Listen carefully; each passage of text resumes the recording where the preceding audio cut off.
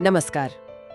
आज हम एक ऐसे बैंक की कहानी पर बात कर रहे हैं जो कभी बहुत तेजी से बढ़ रहा था पर फिर गंभीर मुश्किलों में फंस गया। जी। आईडीबीआई बैंक हमारे पास है जो इस बैंक के सफर को, इसकी चुनौतियों और आगे क्या हो सकता है, इस पर थोड़ी रोशनी डालता है। तो चलिए समझते हैं कि कैसे एक मजबूत दिखने वाला बैंक इतने गहरे संकट में आया और क्या अब प्राइवेटाइजेशन ही इसका जवाब है।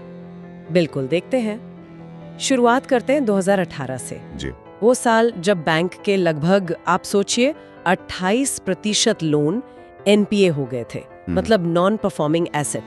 सरकार को फिर 9300 करोड़ का बेल आउट देना पड़ा। जी। ये हालत हुई कैसे? देखिए, इसकी जड़ें थोड़ी पुरानी हैं। 2000 के दशक में बैंक ने काफी आक्रामक तरीके से कॉर्पोरेट लोन दिए, खासकर रियल एस्टेट, इंफ्रास्ट्रक्चर जैसे सेक्टर्स में। अच्छा। लेकिन फिर 2008 में वो जो ग्लोबल वित्तीय संकट आया ना, हाँ। उसके बाद कई कंपनियां डिफॉल्ट करने लगी, लोन नहीं चुका पाई और नतीजा करीब 26,000 करोड़ रुपए के विलफुल डिफॉल्ट सामने आए।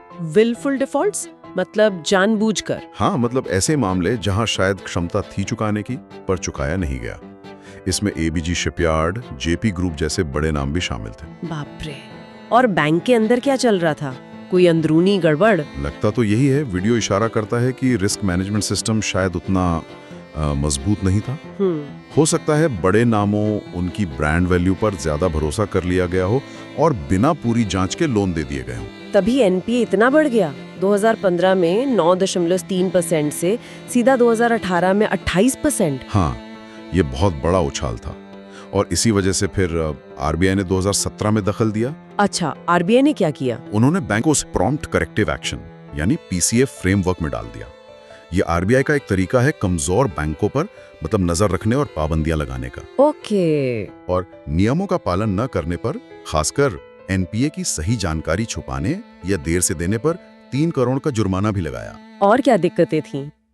सरकारी बैंक होने की वजह से माना जाता है कि राजनीतिक दबाव भी रहा होगा और सीईओज बहुत जल्दी बदले।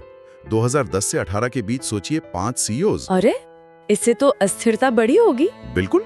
और फिर ऊपर से कोविड आ गया जिसने हालात और बिगाड़ दिए। वाकई बहुत मुश्किल दौर था। तो बैंक ने वापसी के लिए क्या कदम उठाए? कुछ तो किया होगा ना? हाँ, कोशिशें तो हुई। वीडियो के मुताबिक उन्होंने एनपीए रिकवरी के लिए अलग से टीमें बनाई। लोन डिफॉल्ट होने से पहले ही पता चल जाए, इसके लिए अर्ली वार्निंग सिस्टम लगाएं। जहां जरूरत थी, कंपनियों को लोन रीस्ट्रक्चरिंग में मदद भी दी और पैसा जुटाने के लिए अपनी कुछ सब्सिडरी कंपनियां बेची। जैसे आईडीबीआई फेडरल लाइफ इंश्योरेंस थी, आईडीबीआई एसेट मैनेजमेंट कंपनी थी, इनको बेचा। एनएससी में भी अपनी हिस्सेदारी घटाई। तो इन सब कोशिशों का कुछ फायदा हुआ, असर दिखा?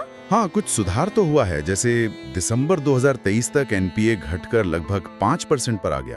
28% से 5%? ये तो काफी है। हाँ, काफी सुधार है।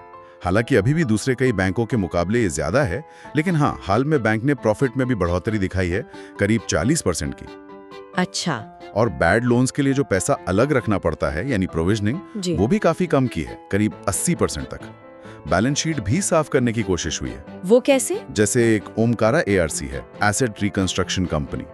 उनको करीब 6,000 करोड़ रुपए के फंसे हुए एसेट्स सिर्फ 652 करोड़ रुपए में बेच दिए। मतलब घाटा उठाकर बैलेंस शीट क्लीन की। समझ गया। तो अब सुधार दिख रहा है, लेकिन साथ ही निजीकरण की बात भी जोरों पर है। पहले 2019 में एलआईसी आई थी 51% हिस्सेदारी लेकर। जी, उस समय सहारा दिया था एलआईसी ने। और अब सरकार अपनी बची हुई 45.48% हिस्सेदारी भी बेचना चाह रही है। सुना है कोई विदेशी बैंक एमिरेट्स एनबीडी वो भी दिलचस्पी दिखा रहा है। हाँ, ऐसी खबरें हैं। देखिए, निजीकरण के अपने फायदे गिनाए जाते हैं, जैसे कि कामकाज में कुशलता आएगी, एफिशिएंसी बढ़ेगी। जैसे एचडीएफसी बैंक का उदाहरण देते हैं, शायद उनका एनपीए बहुत कम है। बिल्कुल, एचडीएफसी का ग्रॉस एनपीए सिर्फ 1.26% है और आईडीबीआई इतनी सफाई के बाद भी 5% पे है। तो तर्क ये है कि प्राइवेट मैनेजमेंट शायद बेहतर चला पाएगा। लेकिन इसके कुछ रिस्क भी तो होंगे। हाँ, चिंताएं भी हैं।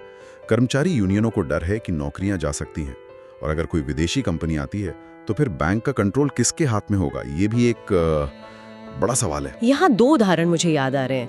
एक एक्सिस बैंक, जो पहले यूटीआई बैंक था, निजीकरण के बाद काफी सफल माना जाता है। हाँ। और दूसरी तरफ येस बैंक, वो तो प्राइवेट ही था, लेकिन खराब मैनेजमेंट की वजह से लगभग डूब ही गया था। बिल्कुल सही पॉइंट। ये दोनों उदाहरण दिखाते हैं कि सिर्फ निजीकरण मतलब कोई जादू की छड़ी नहीं है। तो फिर क्या जरूरी है? सबसे जरूरी है मजबूत कॉर्पोरेट गवर्नेंस। बैंक के अंदर कामकाज कैसे हो रहा है, कितनी पारदर्शिता है, ऑडिट कितने असरदार हैं, और सबसे बढ़कर आरबीआई जैसी रेगुलेटरी बॉडी की लगातार और पैनी नजर।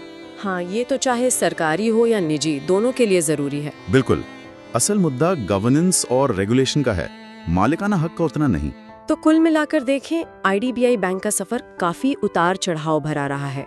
भारी घाटे से वापसी की कोशिश और अब निजीकरण की दहलीज पर। जी, अब आगे देखना ये है कि क्या नया मैनेजमेंट, शायद निजी क्षेत्र का मैनेजमेंट, इसे फिर से एक मजबूत बैंक बना पाता है या नहीं। लेकिन जैसा हमने कहा, सफलता की कुंजी अच्छी गवर्नेंस और मजबूत निगरानी ही रहेगी।